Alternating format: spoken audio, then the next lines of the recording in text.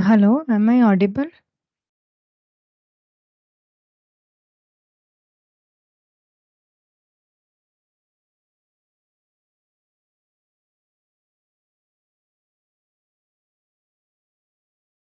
Hello, can you respond in the chat if my screen is visible?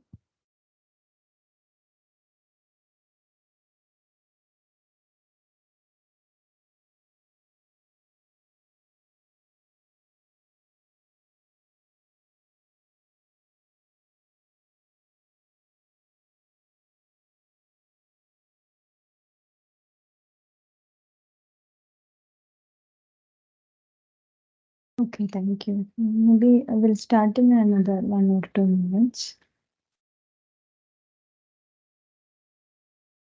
Mhm.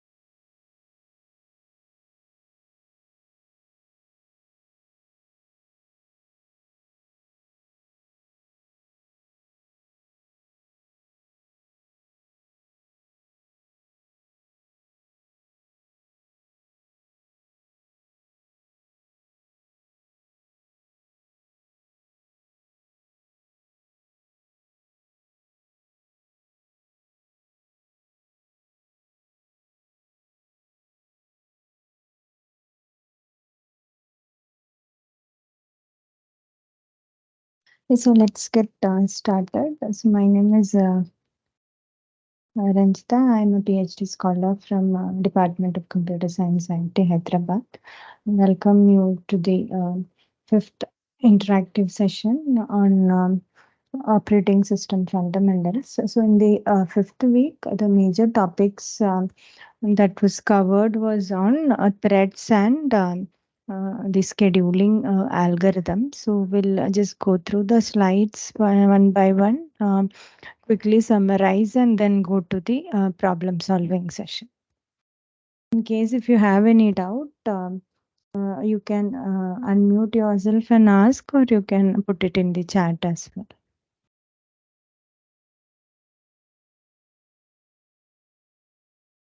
So basically, threads are majorly used for increasing multi-programming, so improve the concurrency and improve the speed up, so that one can exploit the number of multiple cores available, and the application performance can be improved. So I think we have already seen the difference between concurrency and parallelism.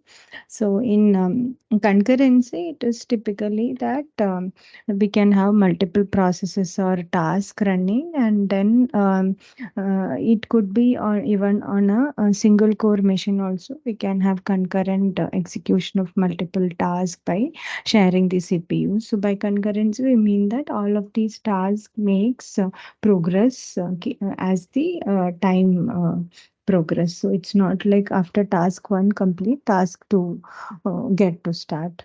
With parallelism, we mean that the task actually run simultaneously on the different cores. So, for example, in two core machines, if we have two cores, we can actually run two processes in parallel. So, we can have the even number task running on core 2 and odd number task running on core 1.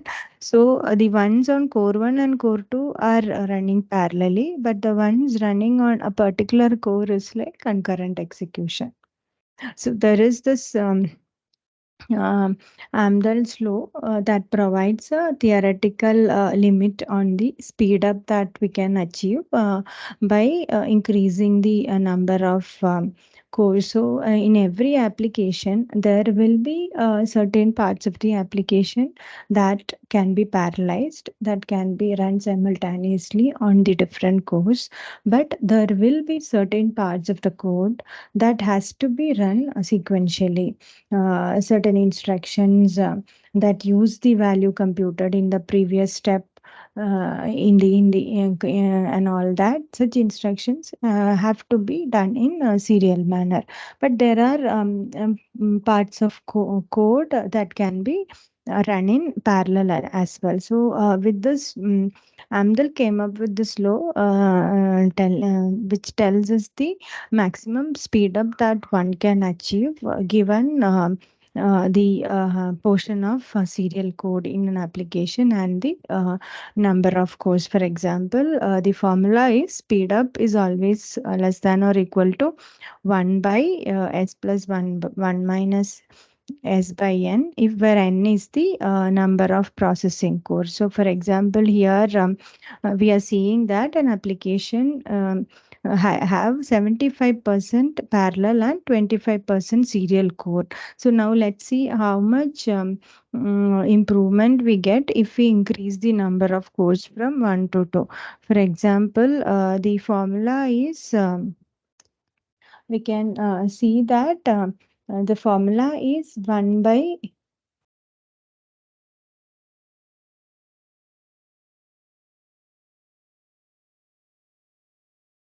yeah, 1 by s plus 1 minus s by n, right? So in the example, we are first assuming n equal to 1 and s equal to 75%, right? So if we have, uh, what was the example? It was 25 or 25% serial. So it will be the other way, 25%. Then parallel execution, 75% of the code can be executed in parallel. So by this formula, what we will get is 1 by s is 0.25 plus 1 minus 0.25 divided by 1, which is equal to 1 by 0.25 plus 0.75, which is equal to 1 by 1. Okay, so there is no speed up with a single process. Now, if we make the value of n equal to 2, it will become 1 by 0.25 plus 0.75 by 2, which is equal to 1 by 0.25 plus 0.75 is 0.375, which is equal to 1 by 5 to 6.625. So, what will be the speed up? 1 divided by 0.625. It is 1.6. So, the speed up, if we increase the number of core from 1 to 2, we get a speed up of 1.6. So, that is what the Amdahl's law says actually. I think we have some questions also using this thing.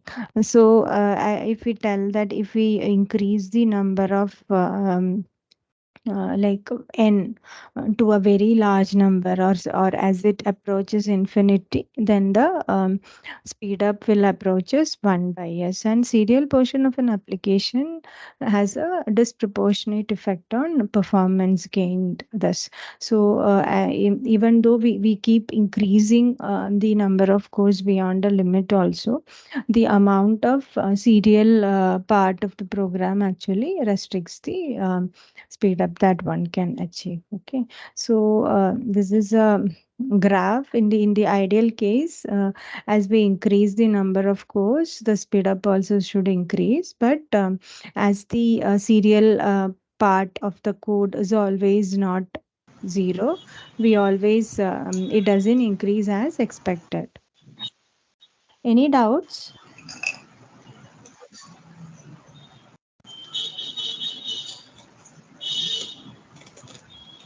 If you have any doubts, you can unmute and let me know.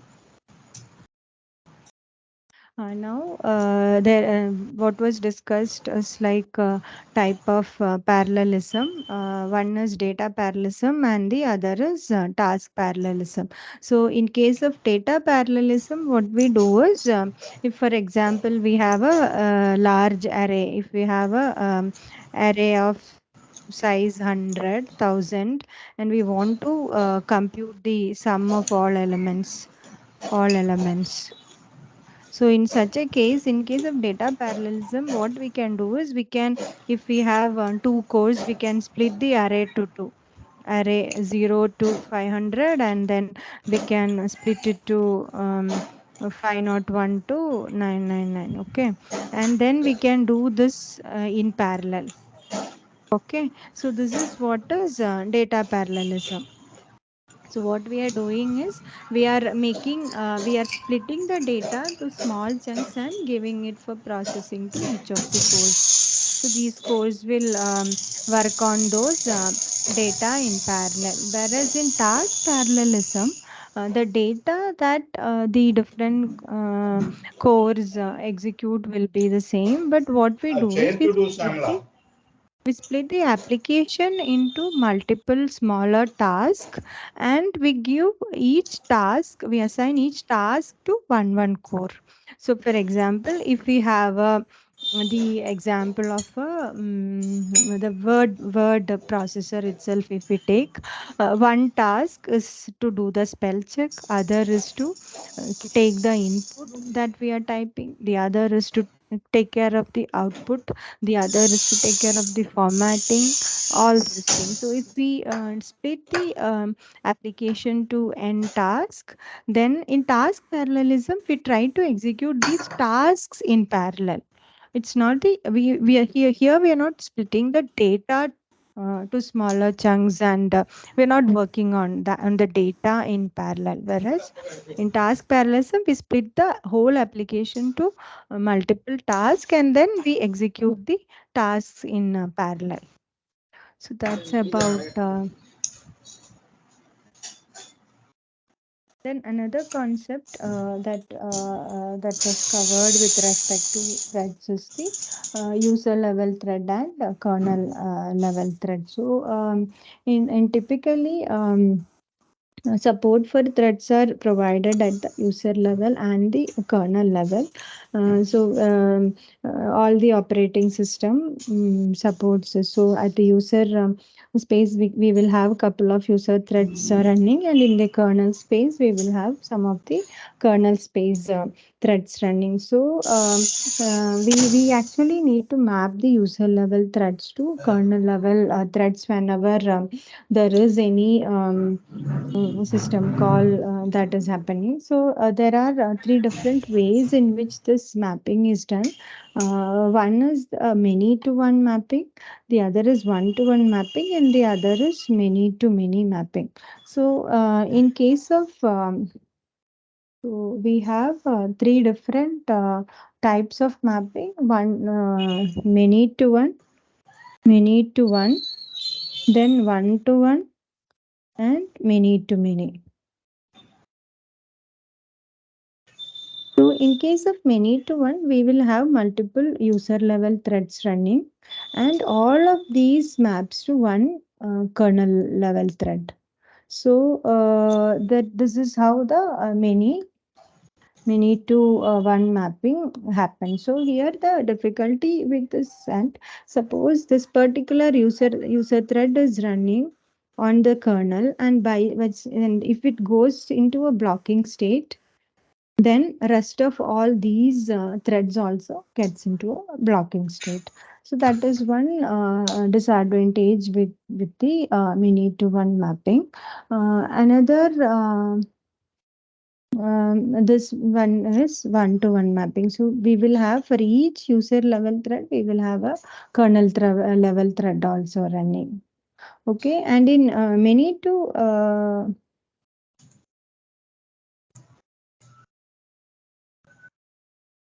in many to many, what we will have, we will have many user level threads as well as many kernel level threads, and we will randomly one user level thread gets mapped to one kernel level thread, another user level thread will get mapped to another user level thread. So this is the how the kernel and user level threads are mapped across. These are the different ways of establishing the relation between the user level threads and kernel level threads.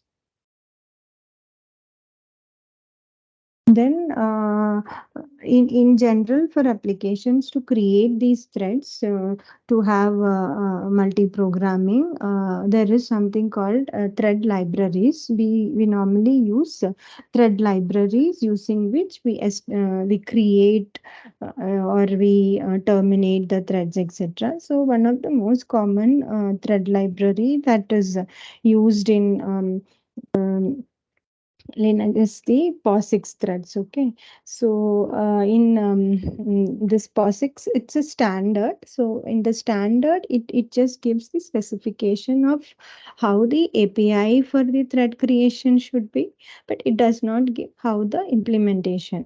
So implementation is specific to the library, but specification helps us ensure that the standard API is followed across all the different implementation. Okay, so POSIX is one such specification, and which using which it's a most commonly used one, used for thread creation. Okay, so so this is a typical example of a pthreads, how using POSIX library a thread is created. So, for example, if we see here, there is this in pthread.h, including this is for all the definitions, variables, data types, and all. This header file will have, so we include that. And then in the main function, what we do is we create a variable called pthread underscore ttid, which will give us the thread ID. Then in the next slide, yeah, using this pthread create function, we actually create a thread. So it is slightly different than fork. In fork, what happens is when if from a function, if we call a fork, like we had a program here, and we are calling fork from here, this point. Okay, then both the parent and the child will execute from the next instruction.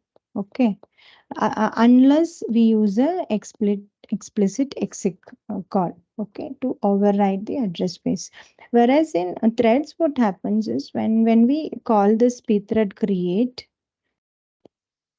we normally tell the function that this thread can go and start with. So for in this in this example, if you can see here, we are mentioning, yeah, in the pthread create function, we are telling, yeah, which function this thread should start executing with. So we are telling here it should start executing with the runner function, and the runner function definition is here.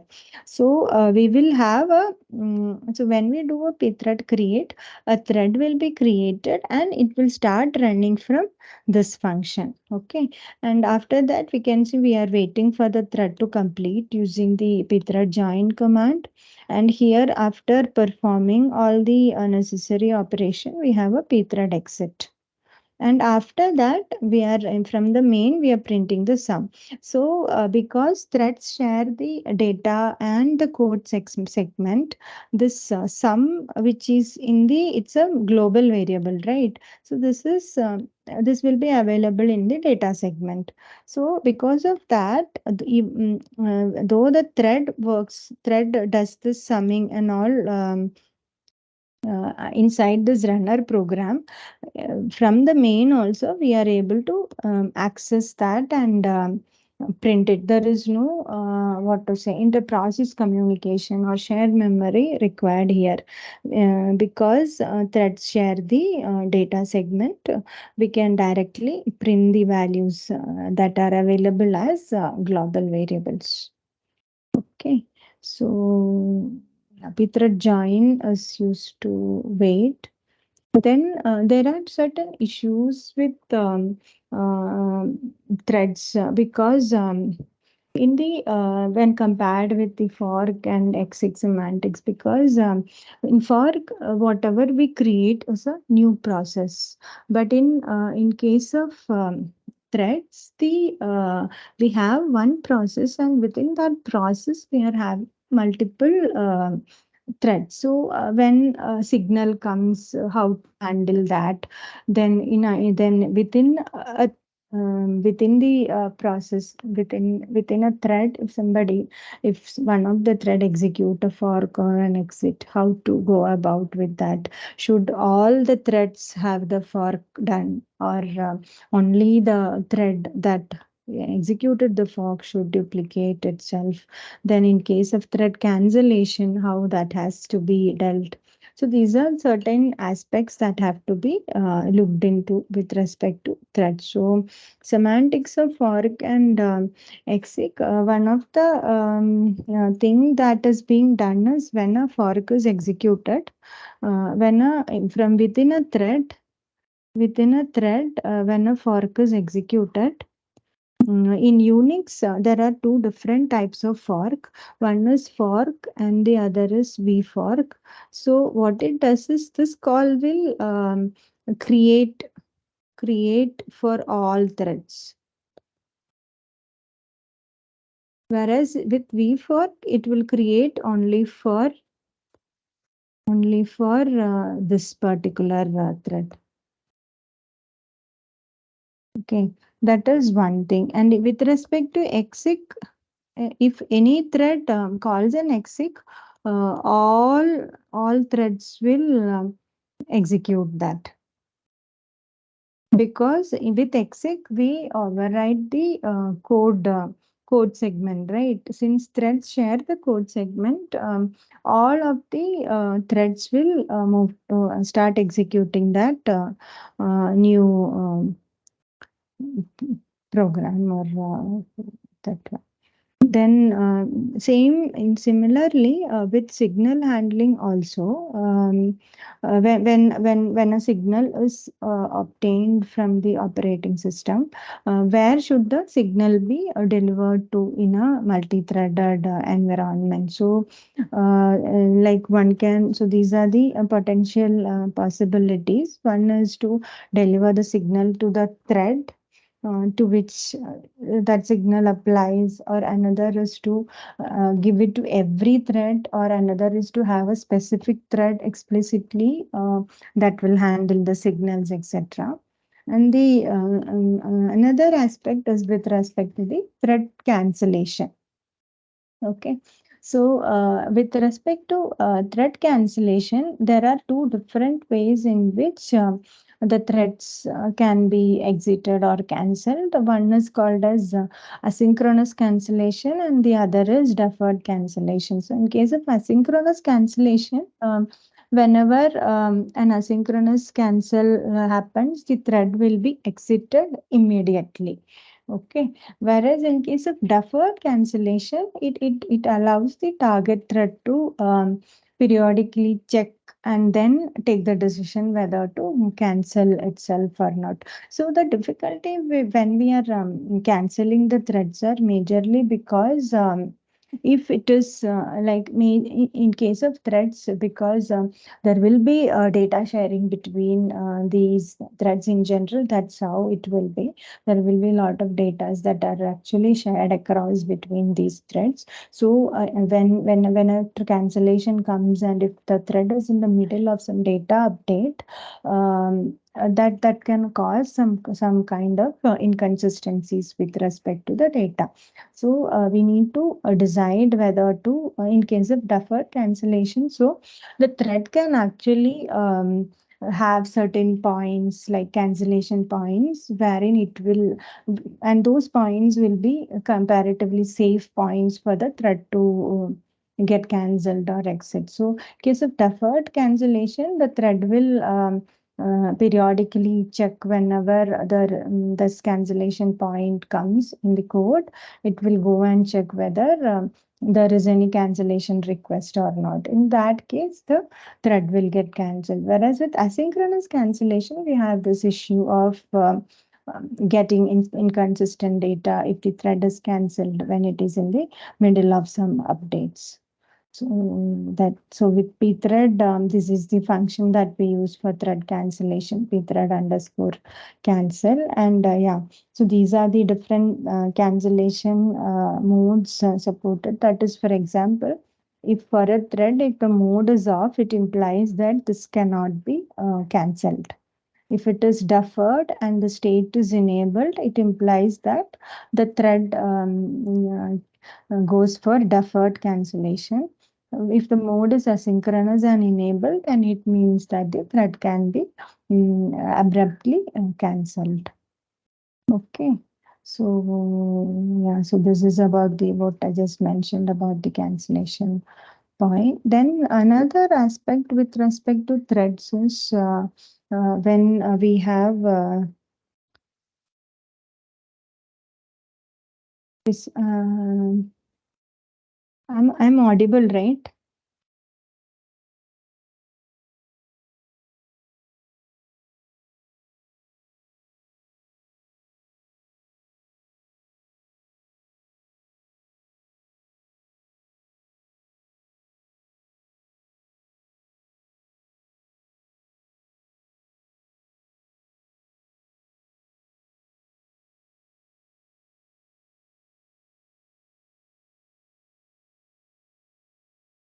Another thing that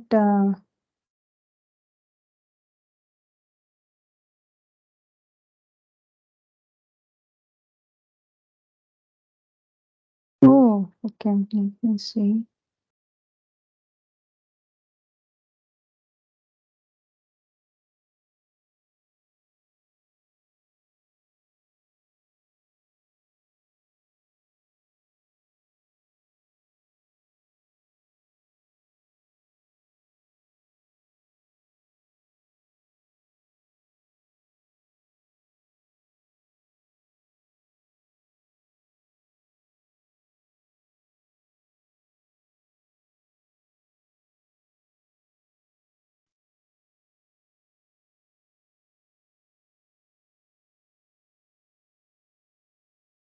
Is the slide visible now?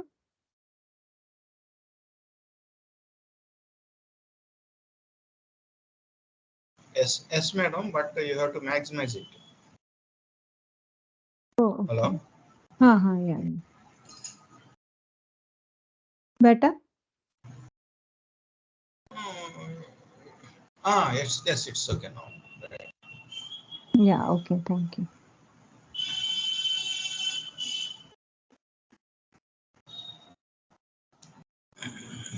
Yeah. So the another aspect with respect to threads is thread local storage. So this is a way for the threads to store static data in addition to the data section that it has. This thread local storage allows the threads to have some specific data for the thread alone, and that is available across various function calls that are done within the thread. So that is what TLS is. This is majorly used when we are creating threads from the thread pools. Then another aspect with respect to threaders, threads are the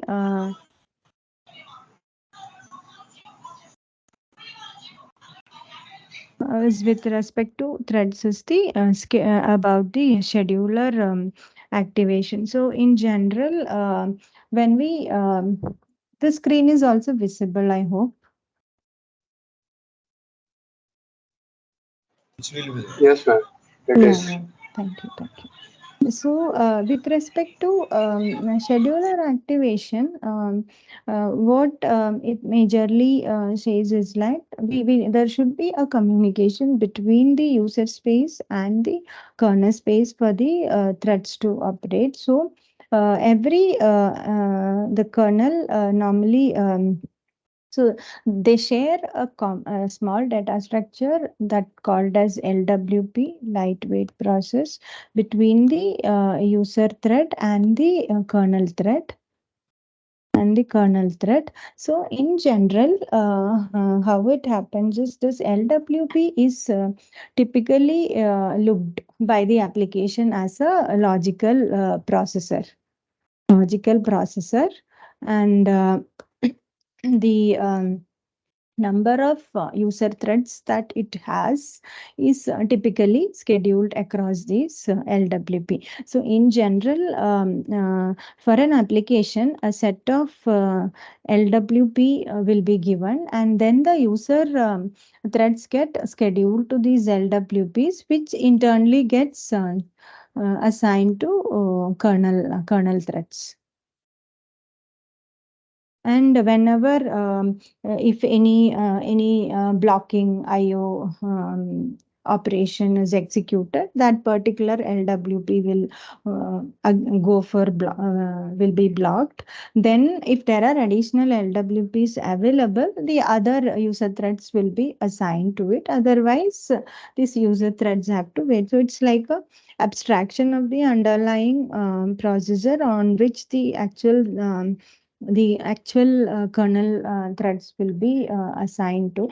It's an abstraction that the application views. Then now, after this thing, we'll move to um, majorly the scheduling concepts. Yeah. Yeah, so basically, CPU scheduling is CPU scheduling is majorly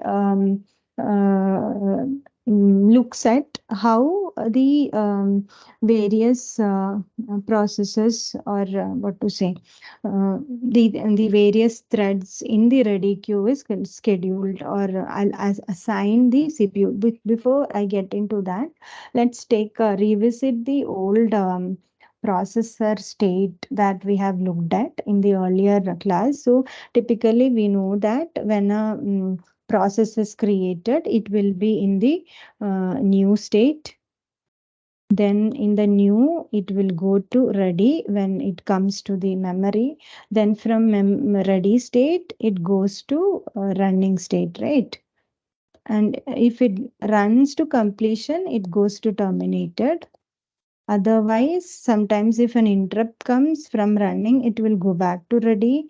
Sometimes from ready, it will go to waiting.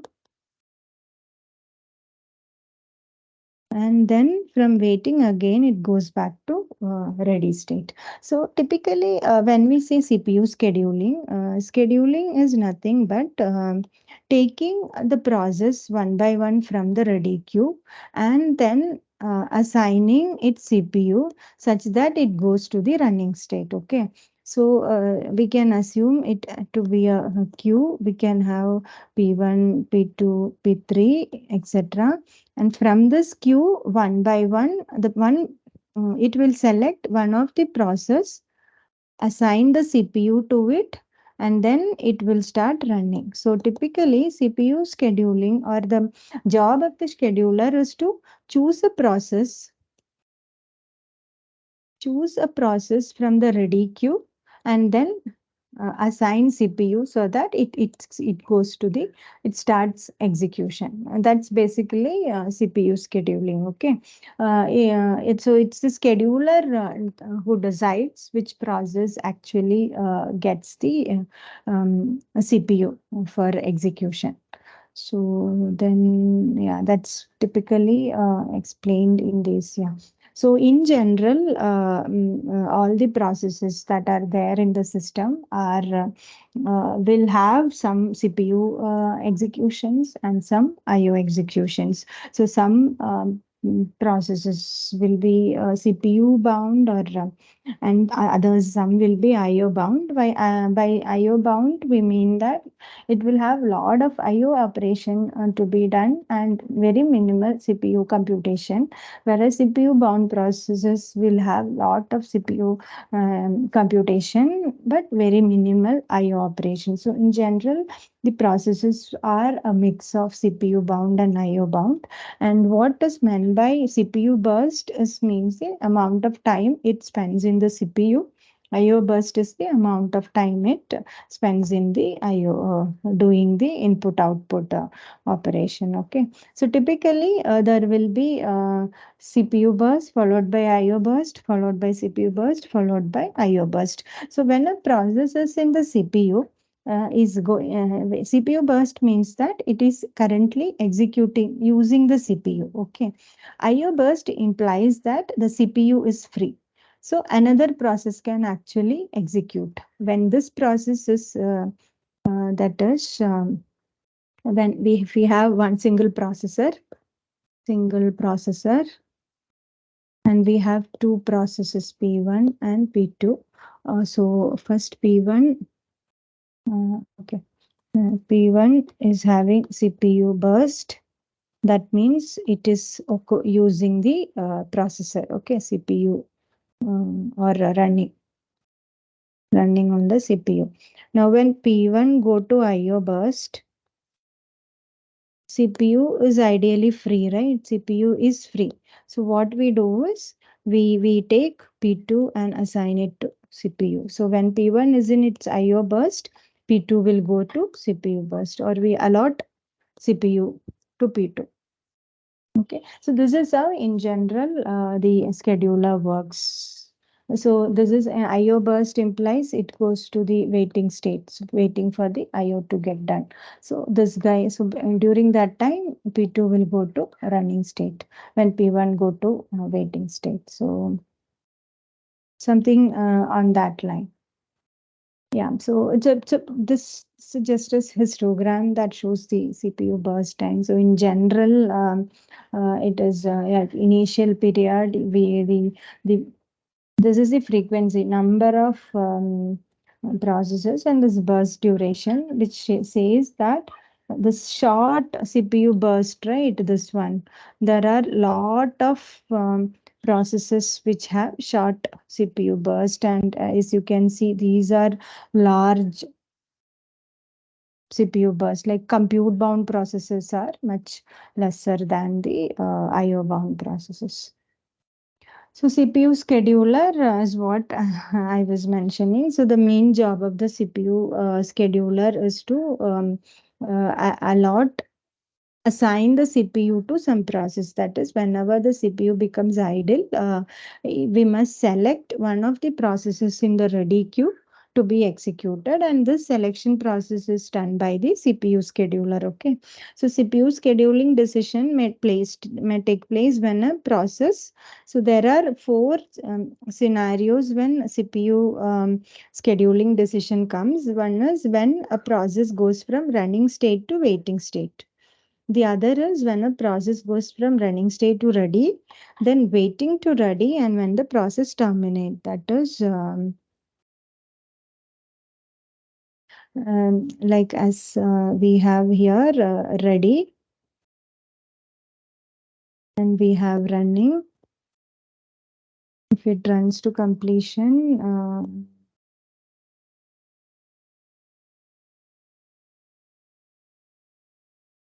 then to terminate. Now, from running, one can directly go to ready in case of interrupts. Otherwise, it goes to waiting, and then from waiting it can go. So whenever there is if we had a process in running state, P1 was in running state, and now P1 goes to the ready state. So P1 moves from running to ready state. Okay, in that case the CPU becomes free, so we have to give another we have to allot another process so that the CPU will be occupied. This is one scenario. Another scenario is during the running, if from running state, if somebody goes to waiting state, that time also CPU becomes free.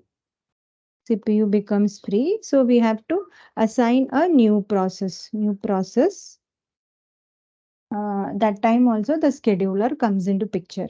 And another scenario is when from waiting state, when somebody goes to ready state, but we will be already having a running process. So then why do we need to have the scheduler in this scenario? Here why we need is that sometimes it happens that P2 was running and P1 is moving. P1 have gone to ready. Okay, sometimes there are some kind of scheduler called as priority scheduler. That like if P1's priority is greater than P2, and if we are having a low priority process running and a high priority process is available in the ready queue, then we have to move the high priority job. We have to move this out, and then we need to give this the CPU. So that is the scenario when a process moves from waiting to ready. Now if a process goes to terminated state, again the CPU becomes free, right? When the process that the CPU was executing completes execution, then again CPU will become free. So that time also the scheduler will come into picture and choose one from the ready queue and put it on to execution. So these are the four scenarios. Okay. Now in these four scenarios, in scenario one, that is from running to waiting state, if the process moves from running to waiting, if the process moves from running to waiting because of an IO, okay, so it is the process by itself invokes the scheduler.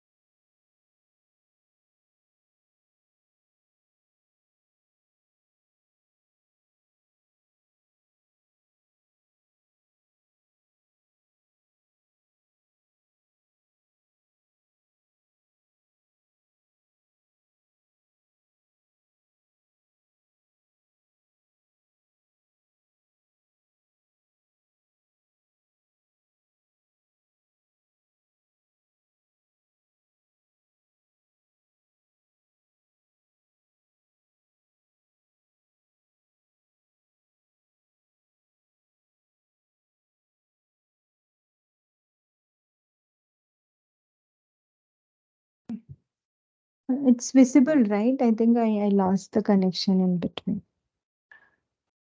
Now it is visible. Yeah, yeah.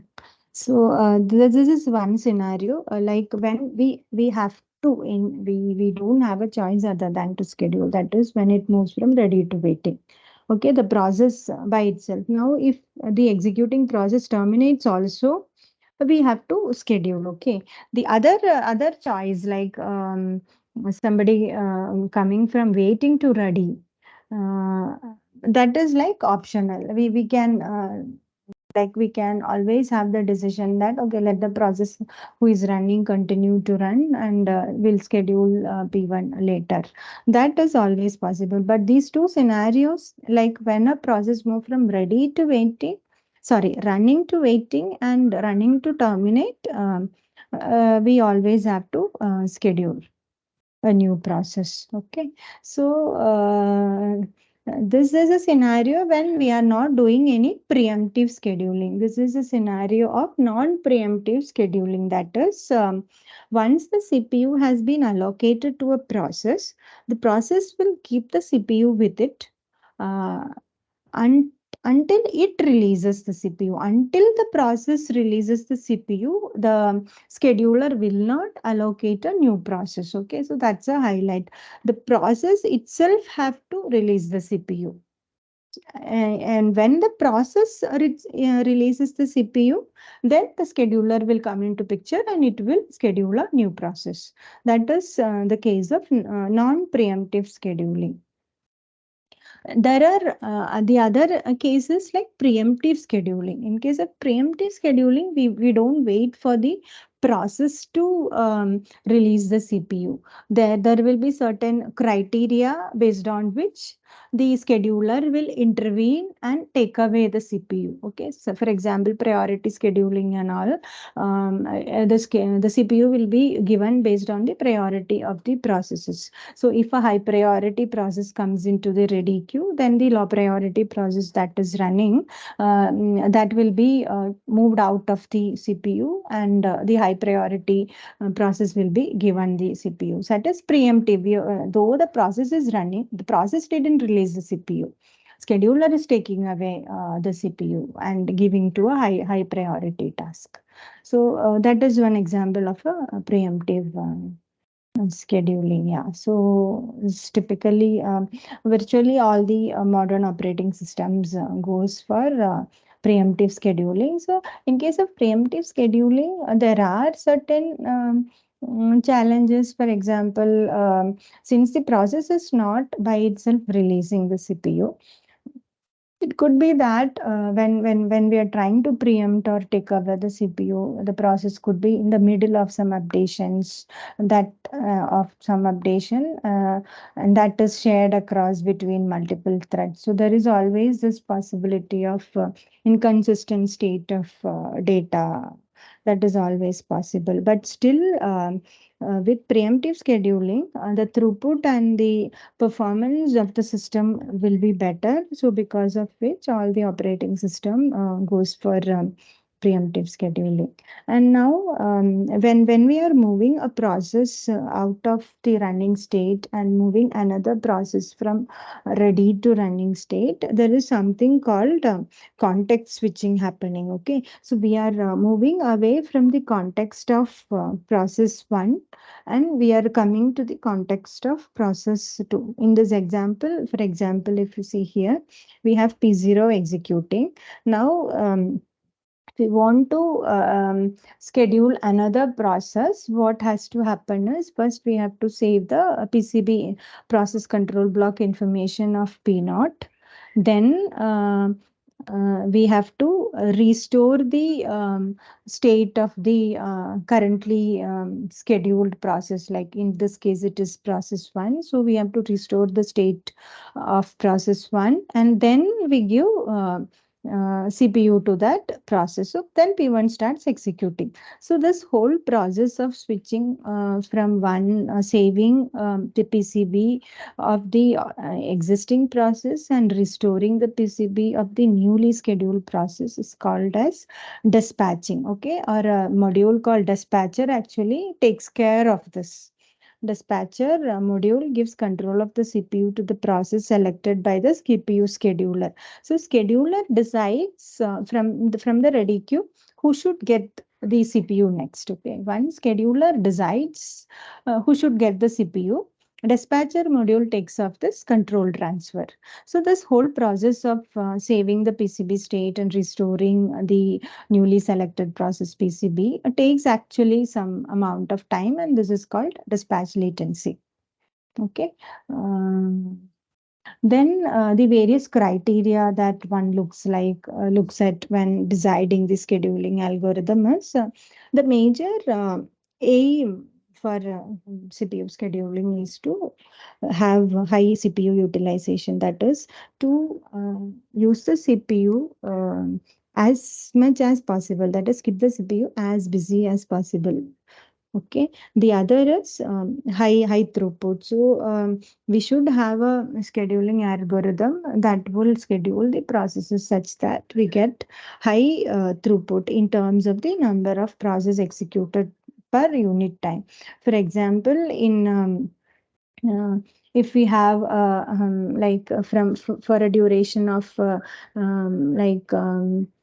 20 seconds, if we have P1, P2, and P10, if all these 10 processes was completed in 20 seconds, then we compute the throughput as 10 processes in 20 seconds, which is 1 by 2, which is zero point 0.5. So what is the throughput? 0.5.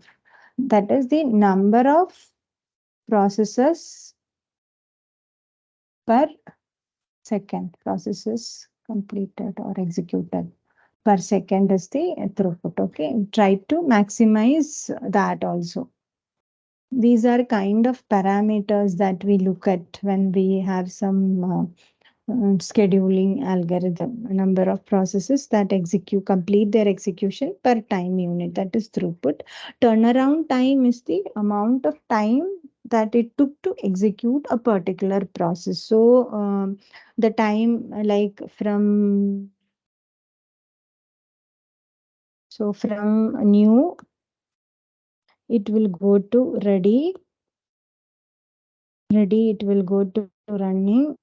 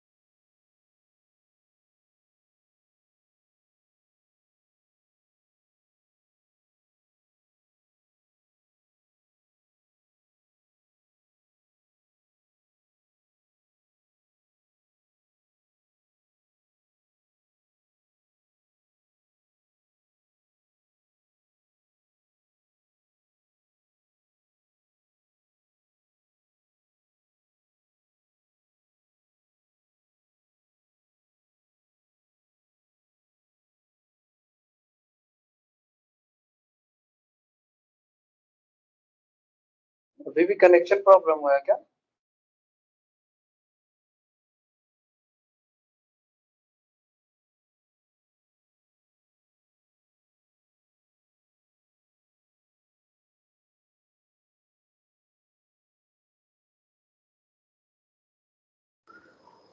Yeah, so waiting time is the total amount of time that the process spend in the ready queue, and response time is the time it takes from when a request was submitted until the first response is received. For example, if we had a program that computes the sum of 10 numbers, okay, so when it starts to execute, we are taking the input from the keyboard. So the first response that we would get is enter the set of numbers, right? So that is the response time. So this is more critical for like time sharing system, such that the user will have a feel that okay, things are moving. So these are the various parameters or the scheduling criteria.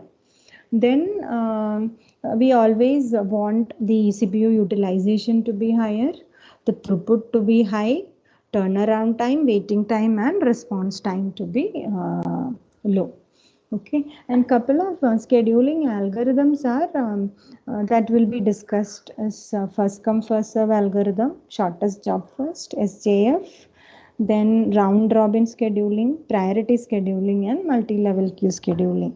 So in the coming classes, the round robin, priority, and multi-level queue scheduling will be dealt. In the last week, FCFS and shortest job SJF algorithms were dealt. So in first come first serve scheduling, the logic is that whoever comes first into the ready queue will be scheduled first. So nothing else will be looked at. Only the arrival time will be looked at, and the process will be scheduled accordingly. So now in this example, let's assume that um, there are three processes, P1, P2, P3, and we have a burst time. Burst time is the time, CPU time, okay, time it takes to execute. So burst time is 24, 3 and 3, and assume that all the three came at the same time in the order P1, P2, P3, which means that P1 will be there first in the queue, P2 second, and P3 third. Okay, so now if you are looking it like that, so first P1 will be scheduled and it will execute for 24 time units. Okay, so what we have to note here is that we are not considering whether anything else was running before P1 came to the system and all. Let's assume that the CPU was idle when all the three processes came together. Okay, so P1 just when immediately it came first, followed by P2, P3. P1 got the CPU, so its waiting time is 0. So you can see here the waiting time is 0 for P1. For P2, P2 has to wait until P1 completes its execution. Okay, so P2 will have to wait for 24 time units. Then P2 will execute for 3 units of time. Then P3 will get the CPU. So amount of time P3 has to wait is 24 for P1's completion and another 3 for P2 to complete. So total of 27 time units P3 has to wait. So by the time P3 also completes, it will be 30 time units. So here the average throughput is number of processes completed by the total time, right? So here we have three processes done, and sorry, yeah, so yeah, this representation, this block table, single row table representation is there. This is called a gun chart. So in general, CPU scheduling we represent using this gun chart. So here the, as I mentioned, the waiting time for P1 is 0, P2 is 24, and P3 is 27. So three processes were run in 30 seconds. So the throughput is 3 by 30, right? Yeah. Number of processes completed per unit time. So 3 by 30, which is 0.1, right? Yeah. So, and the average waiting time here is P1 have to wait for 0, P2 24, and P3 27. So 0 plus 24 plus 27 by 3, that is 17. So this is how first come first serve scheduler works, and then sorry.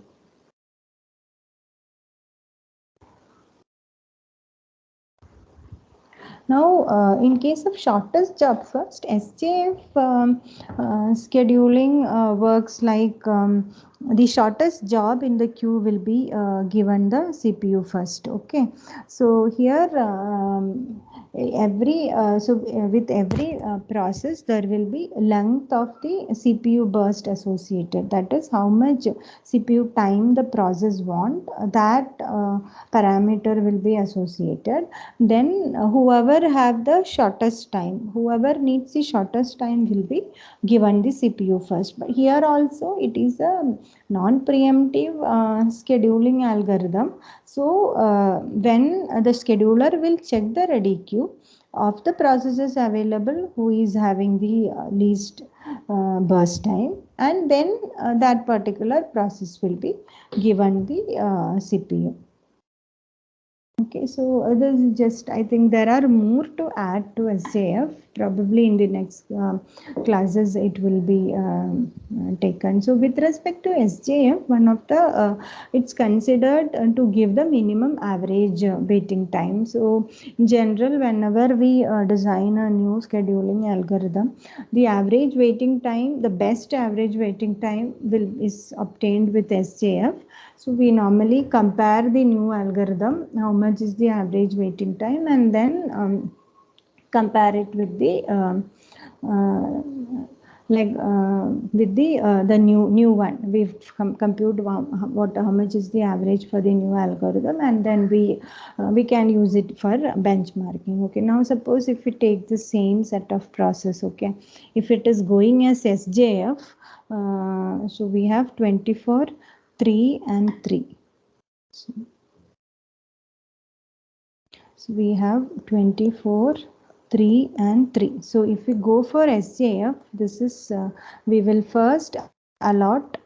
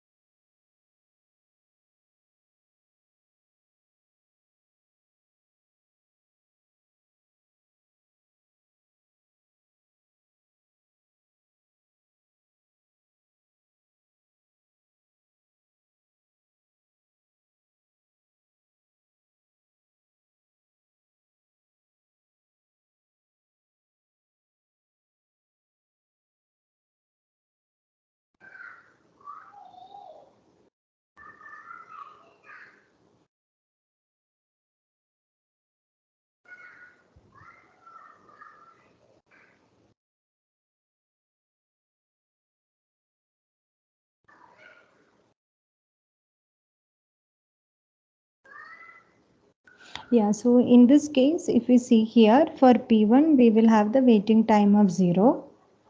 This will have 0. This will have 3. And this will have 6. So average waiting time will be 6 plus 3, 9 by 3, which is only 3, right? But for the other one, it was 17. So which is a huge difference. So that's the reason why SJF always gives minimum waiting time. Okay. So now let's go back to the previous year question papers questions. Okay. So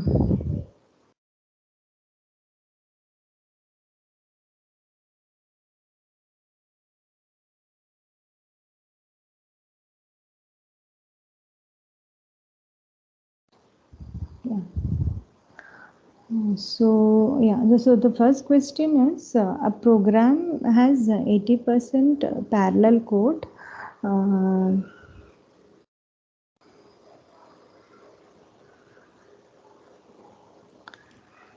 And there are 4 processors that are used instead of 1.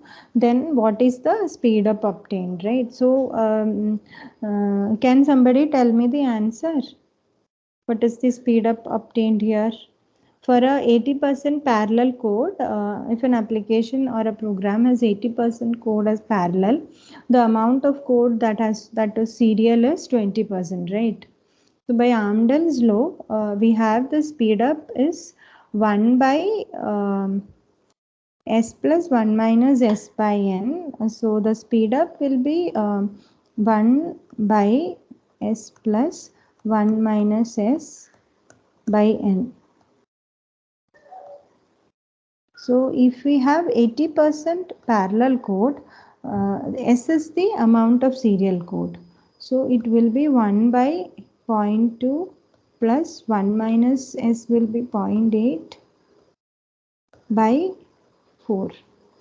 1 by 0.2 plus 0.2, which is 1 by 0.4. How much is this value?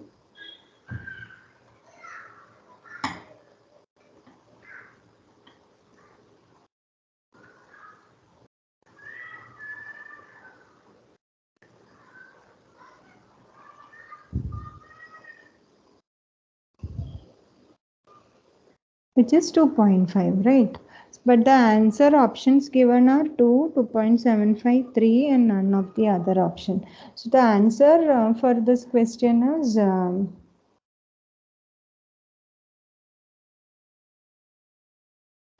D. Okay, the answer is D here. Now the second question, which of the following statements is but are not true for threads? In one-to-one mapping, each user thread has a unique corresponding kernel thread. In many-to-many mapping, each user thread has a unique corresponding kernel thread, and in many-to-one mapping has the problem of blocking. Last option is D. So in case of one-to-one mapping, we know like each user thread has a unique corresponding kernel thread. That's the reason it is even called as one-to-one, right? But in case of many-to-many mapping, in case of many-to-many mapping, there is no unique correspondence, right? Any user thread can map to any of the available kernel thread. In case of many-to-one mapping, yes, we do have the problem of blocking. If any of the if the underlying kernel thread gets into a blocking, all the other many user threads will go to the blocking state. So the answer here is B. Now the next question.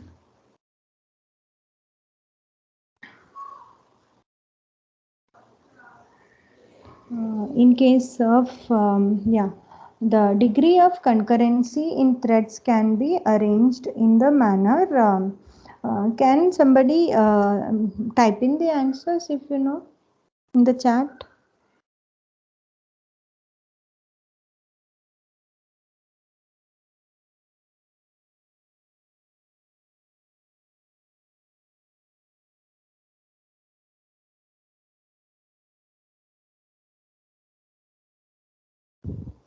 Okay, degree of concurrency in threads can be arranged in the manner one to one, many to one, many to many, one to one, many to many, many to one, many to many, many to one, one to one. So it's obvious. It's when we have many to one, we have the maximum concurrency. Any of it can up to any of the underlying kernel threads, followed by many to one and one to one. So this is the answer here is C.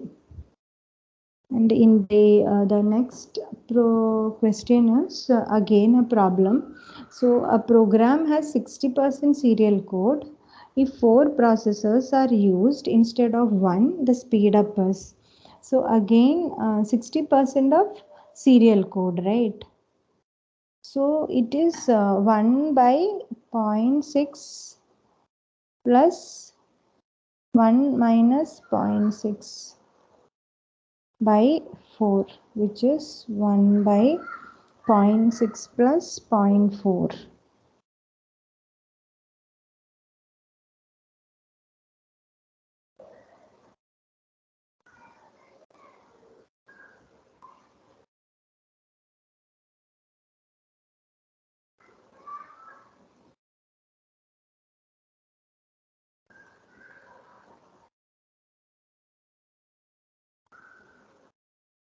which is this comes to be 0.1, which is 1 by 0.7. What is the answer?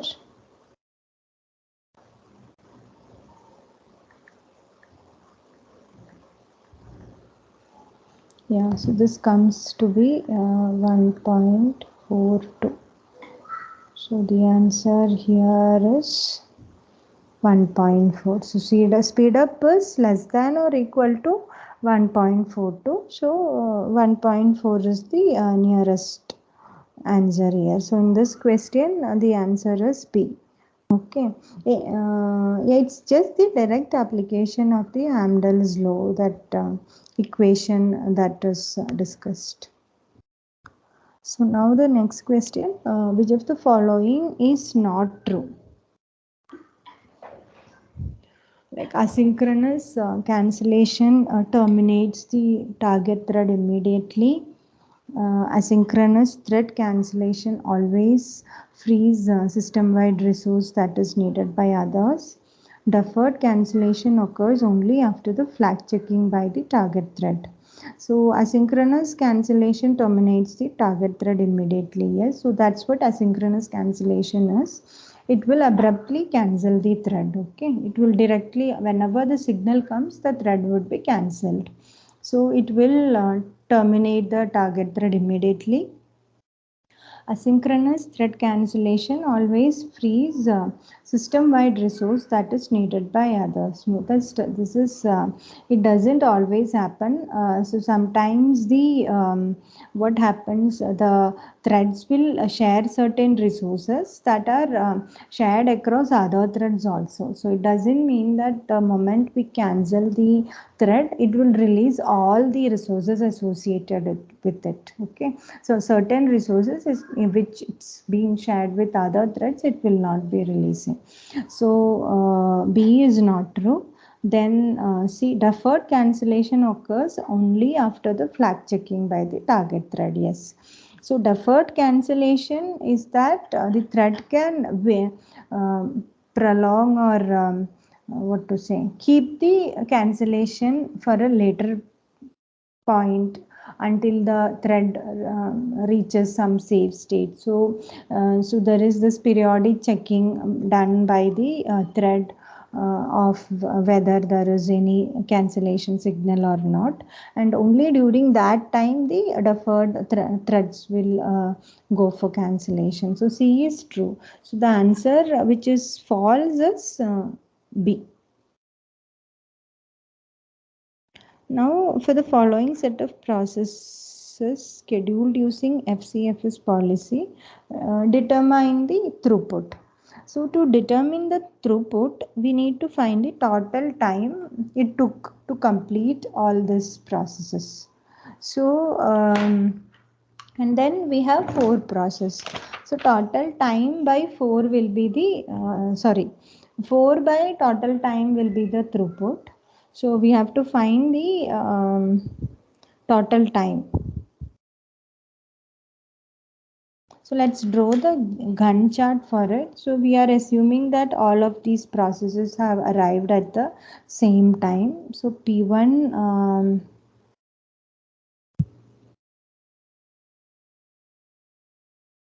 so we will have P1 which is executing, whose waiting time is 0. It executes for 8 units. Then we have P2 which executes for 15 units. So 8 plus 15 will be 23. Then we have P3 which is executing for 10. Then we have P4 which executes for 7 units. Okay, so so the waiting time for P4 will be 23 plus 10, which is 33, and the total final time will be 40. Okay, so we have 4 processes by 40, which is 1 by 10, which is 0.1.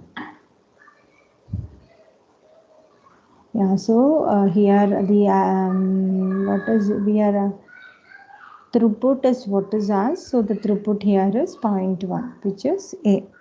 Any doubts with this one, with the Gantt chart?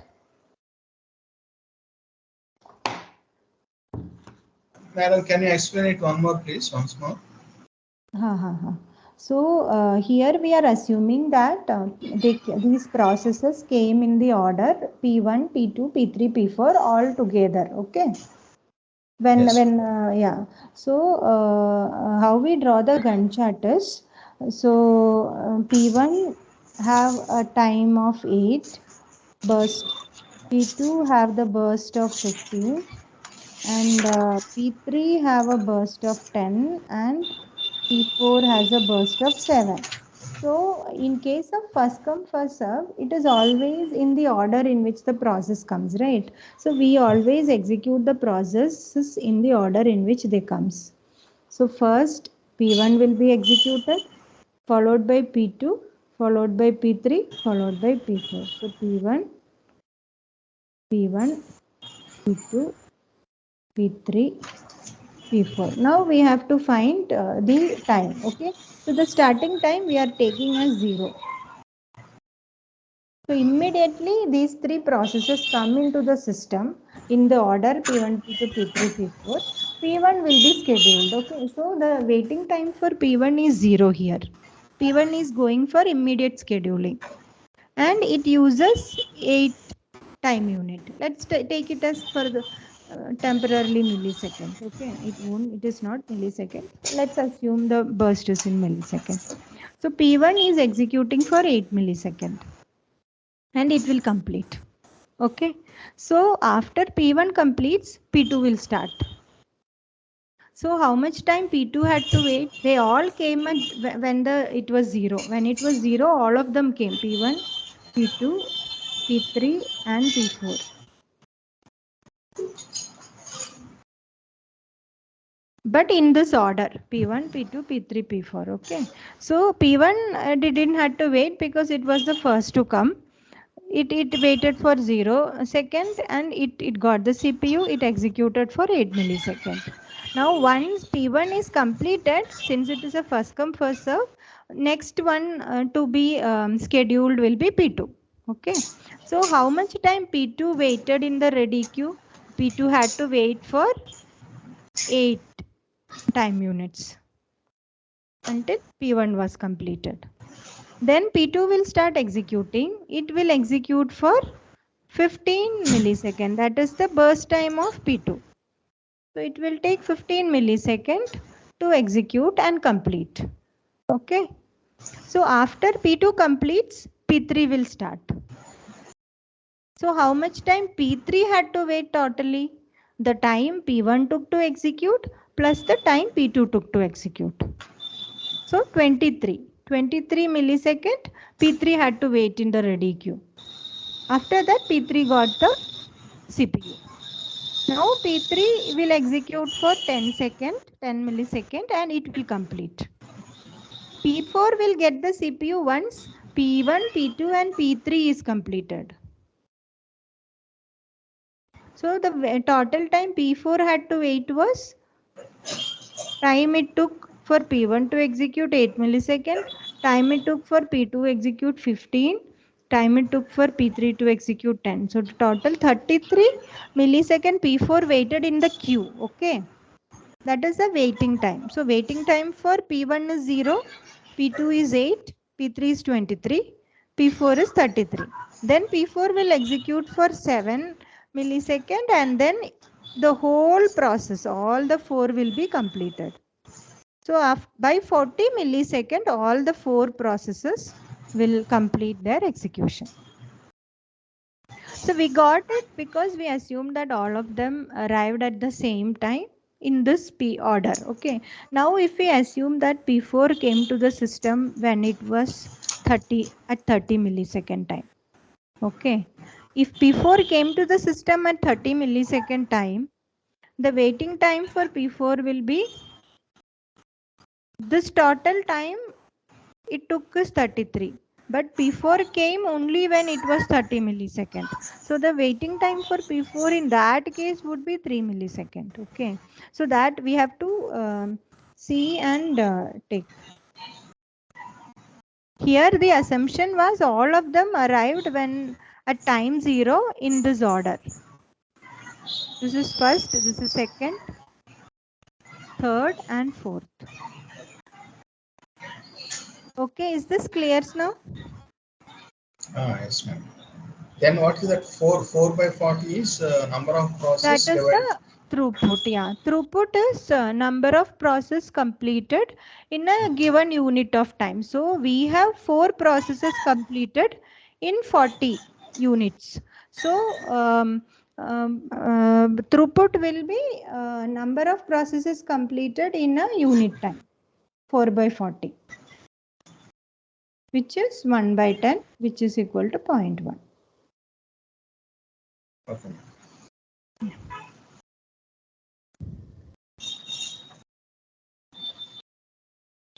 So now the next question is on the same process and timing, but this is on the average waiting time. Okay, average waiting time, I think we already have computed and kept here. So waiting time for P1 is 0, P1 waiting time is 0, P2 waiting time is 8, P3 waiting time is 23, and P4 waiting time is 33. So average waiting time will be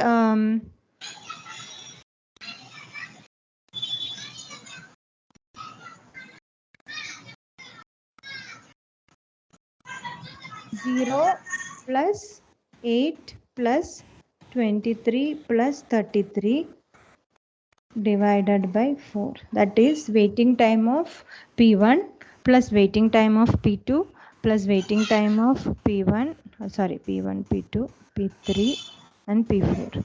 Waiting time of P1 plus waiting time of P2 plus P3 plus P4 divided by 4. So that will give us the average waiting time. So 23 plus 8 plus 33.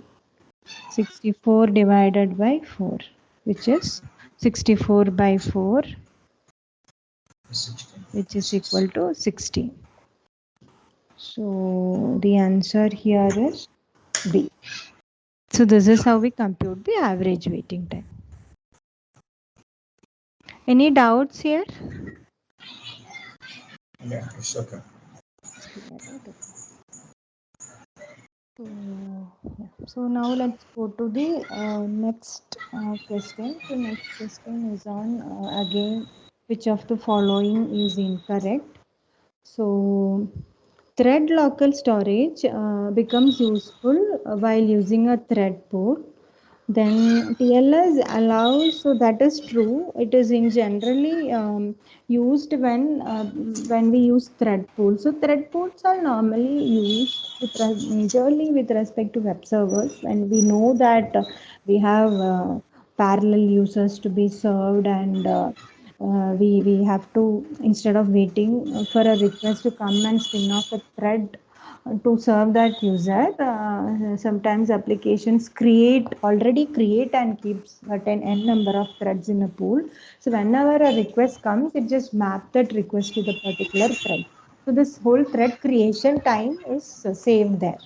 So that is the concept of thread pool. So when thread pools are used, sometimes certain variables, certain static variables that are needed within that thread will not be taken care properly. So in such scenarios, these TLS is normally used. Then, so that statement is correct. TLS allows each of the thread to have its own copy of data. Yes. With anyways, thread will have, yes. So that is the major purpose. So it will have its own copy of data that is not shared across or common across the threads. Normally in the data segment, we have the global variables, which is shared across these threads, all the threads. Okay, but with TLS, they also get some static variables for the thread. Okay, so it allows each of the thread to have its own copy of it. So that is also true. Then TLS is visible only during single function invocation, while local variables are visible across all invocations. So this is wrong. Local variables are actually visible only within the function invocation, whereas TLS is visible across all function invocations. So C is incorrect here. So the answer for this question is C. Then the next question, CPU scheduling decisions may take place when a process switches from running state to waiting state. Switches. So when a process moves from running state to waiting state, yeah, the CPU becomes free, right? So scheduling decision have to be taken. Now B is switches from running state to ready state. Yes, when the process goes from running state to ready state also, the CPU is actually free. So scheduler decision has to be taken. Then waiting state to ready also, because in case of some priority scheduling scenarios, if the process that comes from the waiting state to ready state is a high priority job, then yeah, scheduling decision has to be taken in that scenario. So here the all the options are true. So the answer is all of the above.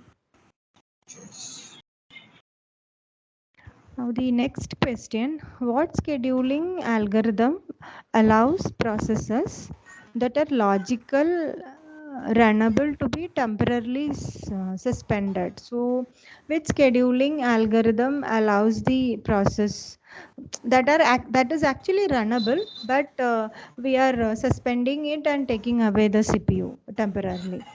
So that set of algorithms are called preemptive scheduling algorithms.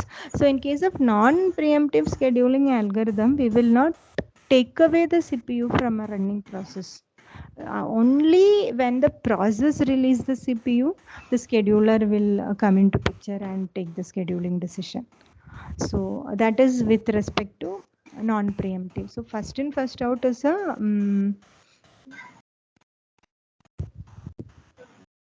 first in, first out and first come, first serve are both non-preemptive scheduling things. So first, whoever comes first gets served.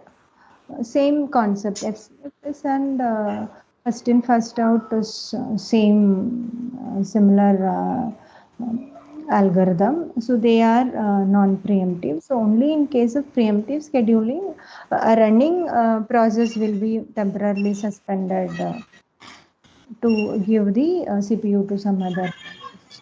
So here the answer is A. So now the next question.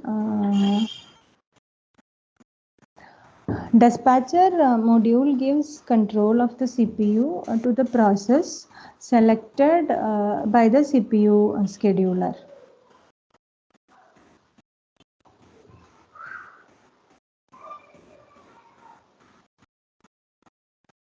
So dispatcher module gives control of the CPU to the process selected by the CPU scheduler. This involves switching context, switching to user mode, jumping to the proper location in the user program to start that program. So dispatcher, what it does is it will there is a context switching involved. We save the context of the old process and we restore the context of the new process. So context switching is there.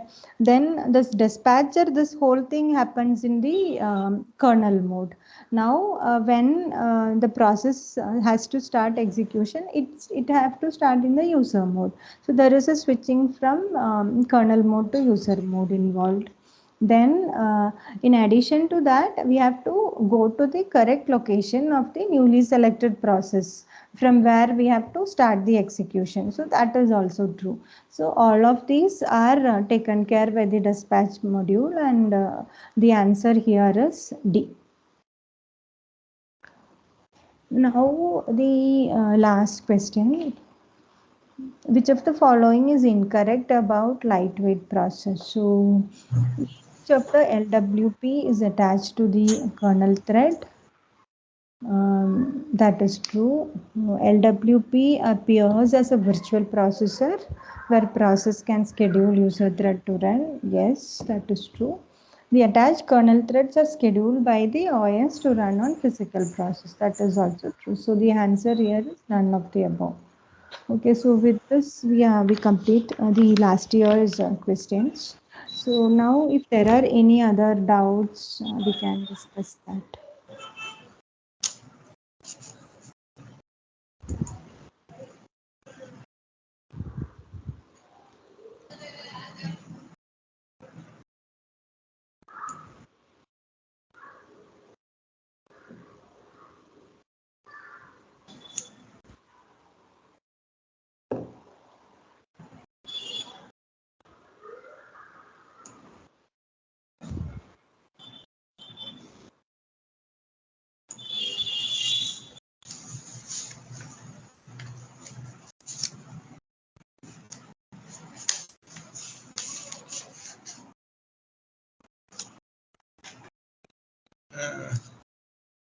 Yes.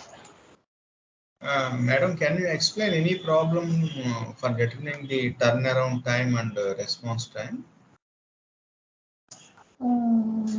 Turnaround time, I didn't come up with such a problem. With this problem, with the current examples that was discussed in the class, we won't be able to compute the turnaround time because we don't know. Actually, these are turnaround time also. If you take it like this, for example.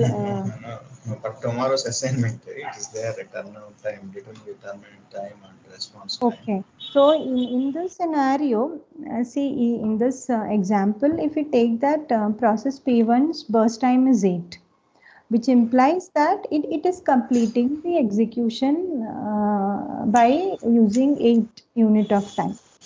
And this is a first come first serve policy. So since they did not mention any IO operation in the middle, so we are assuming that the burst time is the CPU burst. So yeah, it is like P1 takes 8 time units to complete, and P2 takes 15 time units to complete. So if you see the turnaround time is the time from new to terminate. Okay, new to terminate. Okay. So all of these processes P1, P2, P3 and P4 came to the new state when it was 0, when the time was 0. Because all of them came at the same time, and we are assuming that there is no history. This is when we are starting. CPU is idle, nothing is running. We are starting with these 4 processes. So all of these 4 processes came to new at time 0. Now you can see what time is P1 completing its execution? 8. What time is P2 completing its execution? 23. So the turnaround time is nothing but, as I said, it's the time it between this is T2 and this is T1. So from new it goes to ready, right? Ready. Then it goes to running. And then it goes to terminate. So in ready queue, all these 4 processes will be there together. So P2 waits for 8 millisecond, 8 time units in the ready queue. P3 is waiting for 23 time units in the ready queue. P4 is waiting for 33 time units in the ready queue. Right. Okay. So turnaround time will be the time it takes to complete that particular process. So it will include all the waiting time also. So it came at 0. Time it came as 0. The time P1 got complete is 8. This is the time P1 terminates or completes. Now P2 it also came at 0. But what time is it completing? It is completing at 23. So that comprise of the execution time plus waiting time. Execution time plus waiting. Turnaround time for process P2 is 23 milliseconds. Yes. So this is so that comes from the definition of turnaround time. So it's a time it takes for the process to move from new state to terminate state. So in the middle, it will go to ready queue. It will be in running state. Sometimes it goes to waiting. Sometimes again goes to ready queue. So if all those are given, you have to consider all that. But in this example, nothing is given, right? It is just the CPU burst. So we are assuming that all of these processes are CPU bound process, and with this burst, it is completing. So if you take P3, P3 also came at time 0. But it got CPU at time 23. So it was waiting in the ready queue all this time from 0 to 23. Then it got the CPU, it executed and it completed at 33. Is that clear? Yes, ma'am. So, Okay.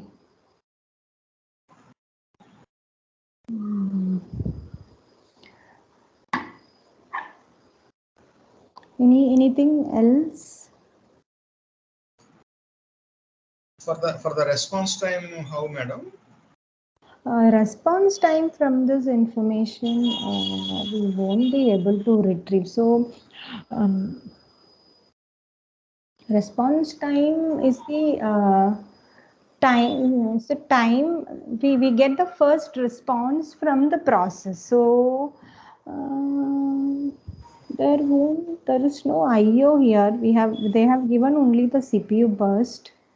So in this example, I am talking it with respect to this example, okay? I cannot discuss the current assignment. No, that's because for tomorrow's assignment, tomorrow is the deadline to submit the assignment. But we cannot discuss that question. But from this question, like turnaround, I It's could. okay. You need not discuss exactly the same question, but the model question can be discussed. Yes, sure. That's what I was trying to do. But response time seems none of these question doesn't have those detailing. Like I didn't take a look at the question as well.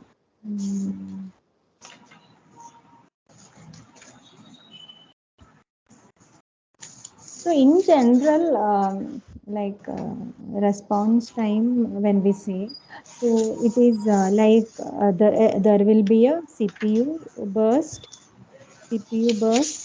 followed by an IO burst. Okay, so the process will start executing. Then after some time, when the IO comes, IO I mean it's either giving us some output or it is trying to take some input. So that is the first response that I get. For example, if I write a program to add 10 numbers, add 10 numbers, and I have a main program written, like we will have a main. In that, the first thing I will have some array. Okay. uh, Array of 10 I will have declared. Then I will tell like printf enter numbers. And if now, then we will have a for loop.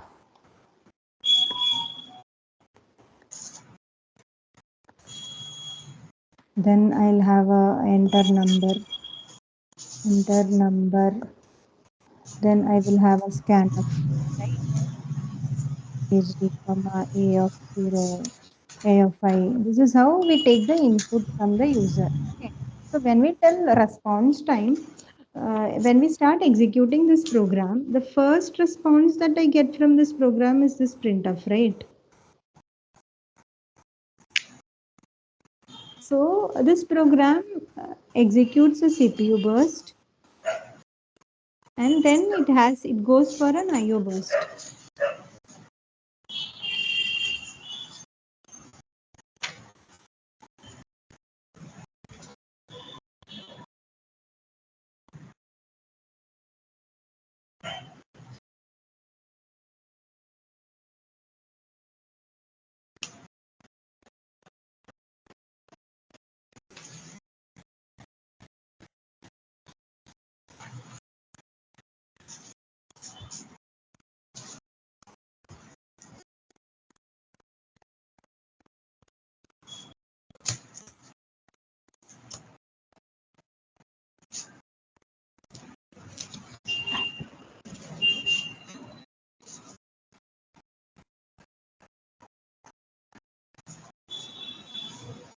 So can you tell like in that question also the input was given like this only, or additional information was available?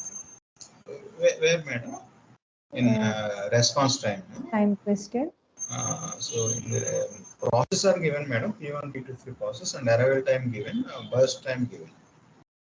Determine the average response time.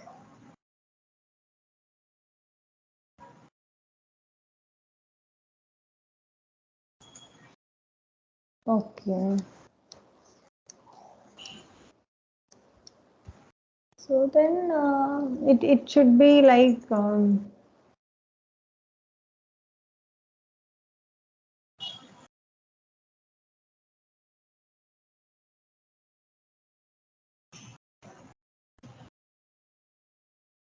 there is no IO burst and CPU burst given, right? No, yes, ma'am. Only CPU burst is given.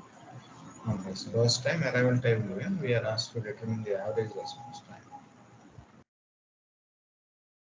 Okay, so probably based on the arrival time, the same logic that we used, similar thing can be applied.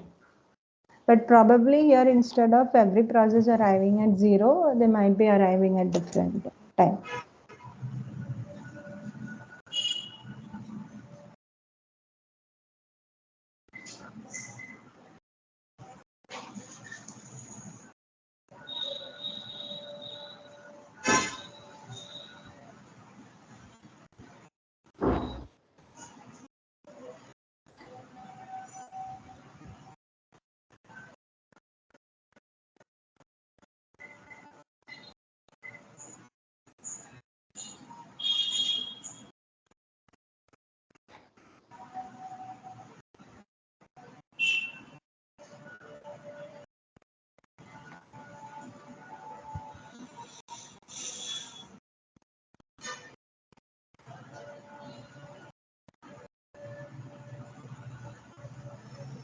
Any other queries? Otherwise, we can close the session.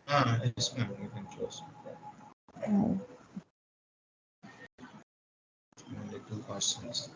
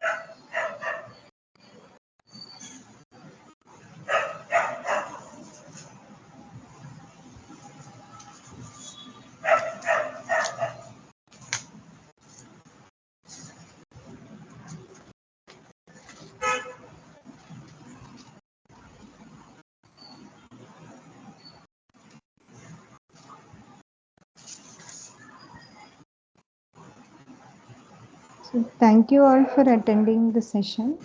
We'll Yes, meet madam. again next week on Tuesday, 6 to 8. Okay. Thank you. Thank you very much. Thank you. Thank you.